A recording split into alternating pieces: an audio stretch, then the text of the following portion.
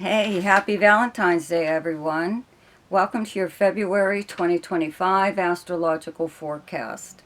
Two planets turn direct, thankfully, this month. Okay, Jupiter turns direct on the 4th in Gemini, and on the 23rd, Mars in Cancer turns direct. Okay, the month starts off, of course, with the Sun in Aquarius up until the 18th when it moves into Pisces. Also, though, on the 4th, Venus moves into Aries and is there the whole month. Okay, leaving Pisces. First 3 days, it's still in Pisces. On the 12th, there's a full moon in Leo. On the 14th, Mercury enters Pisces. Okay, and then again on the 18th, the Sun enters Pisces. And on the 27th, there's a new moon in Pisces. Okay. A special shout out and thank you to my subscribers. Thank you for commenting and sharing and liking my videos. If you're new to my channel and you like this video, be sure to subscribe and check out the links below in the description box. There is one to my website, but it is easier to just email me at the address below to ask me whatever it is you would like to know. Okay, and also don't forget to check out my weekly forecasts, which are now daily shorts. Now for your forecast. Hi, Aries. The big news for you this month is Venus moves into your sign on the 4th and will be here all month, okay, in your first house of personality and self, okay? If you've listened to any of my previous videos, you'll know that I always say when Venus is in your own sign, in your first house or the 10th house, milk it for all you can, okay, because you can do no wrong. People find you far more appealing now than at any other time. Also, this is good to use for if you need to ask someone for a favor or talk to someone who is uncooperative or just hard to deal with. They're usually pretty nice to you at this time. People want to do good things and nice things for you, favors for you, whatever. So they want to stay on your good side. And someone who wouldn't normally do that may at this time. So this would be a good time to talk to somebody that's hard to talk to. Okay. And don't be surprised if you get a lot of compliments, even from complete strangers. Usually about your appearance, whatever you're wearing even. Could be anything. And also people wanting to do nice little things for you, like little favors or wanting to take you out, for drinks or lunch or something or other. And because it is Valentine's Day this month, I would have to say you're going to be pretty popular. You could be on the receiving end of something or other, even if it's just a card. But you know what? Jupiter is in Gemini, okay? It turns direct on the 4th also, the day that Venus moves into your sign.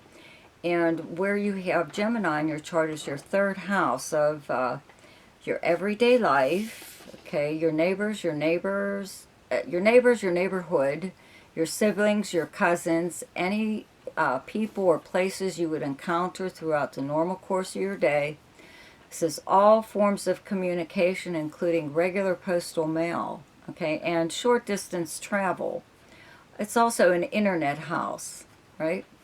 So I wouldn't be surprised if you did receive something like very nice in the mail, and it could be because of Valentine's Day, or it could be a just because kind of thing. But yeah, somebody could be using Valentine's Day as an excuse to send you something nice. Okay, and as far as Jupiter turning direct in this area, of your 3rd house, if you were especially writing something, this is the house of the written word. If you're writing something at this time, I mean, it could be anything, something pretty important, or a book or an article or anything, right? And you were a little stuck. When this planet turns direct, usually when it's retrograde, it's a good time to tweak something. You can revise something, review, or change your mind or whatever. And now that this is turning direct, whatever you may have been working on, if it's a written project, it could be anything. It doesn't have to be written.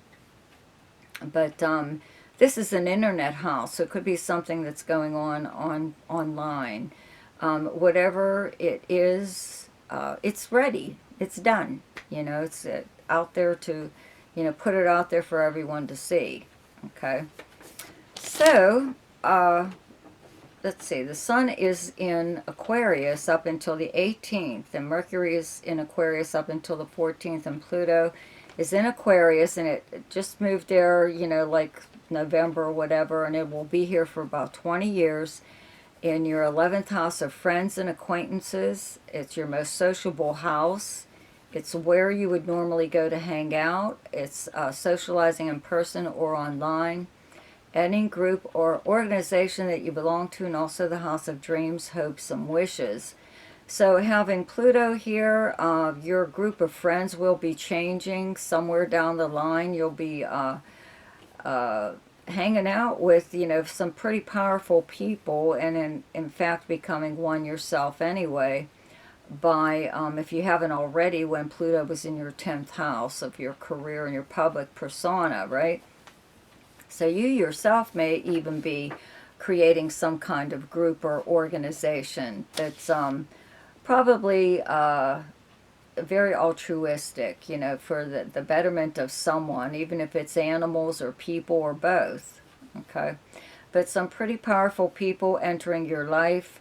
This could be the start of that, actually. When the Sun and Mercury are here, there is a lot of communications between you and your friends, your group of friends, even if this is just online. You may really feel like wanting to get out there, though, and see people in person, so you may attend at least one, kind of live show, or even if you just go out for drinks or something or other. There is a full moon in Leo on the 12th in your 5th house where you have Leo. It's directly across from your 11th house of Aquarius. And the 5th house is the house of fun.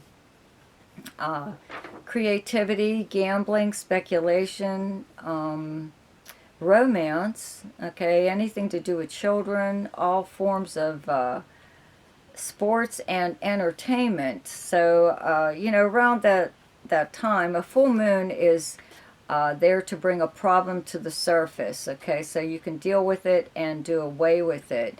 And I really don't see many problems with this full moon, okay? Could be maybe somebody you hang out with may say something to you regarding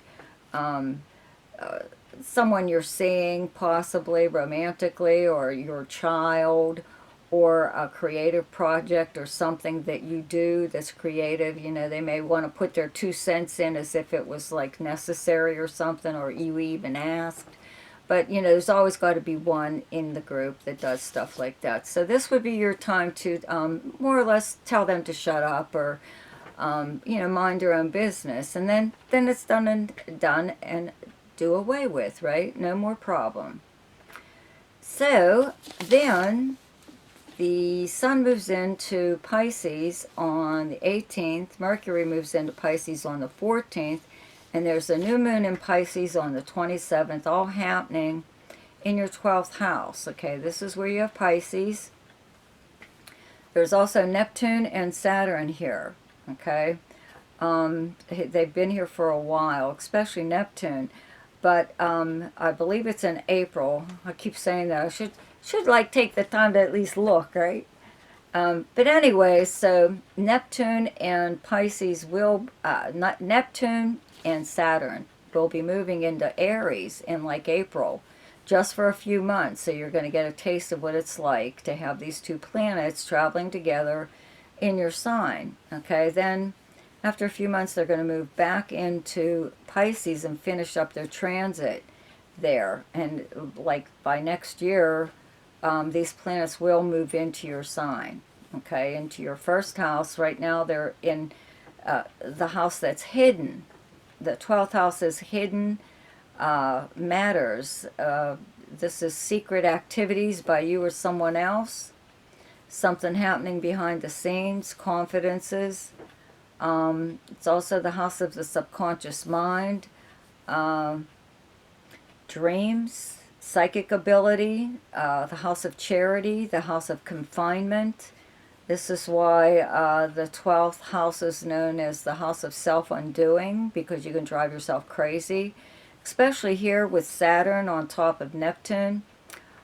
This is like one of those times where when Neptune was traveling here by itself, it was did pretty well because it's the natural ruler of Pisces. And so it gave you some really vivid dreams, a lot of intuitive dreams, but brought about some really nice psychic abilities, brought them to the surface. Um, and then when Saturn like moved in here, it kind of put like fear into your life for some reason or other. Things that you were never afraid of or bothered by or anything just suddenly appeared. And that's what happens sometimes when Saturn's here.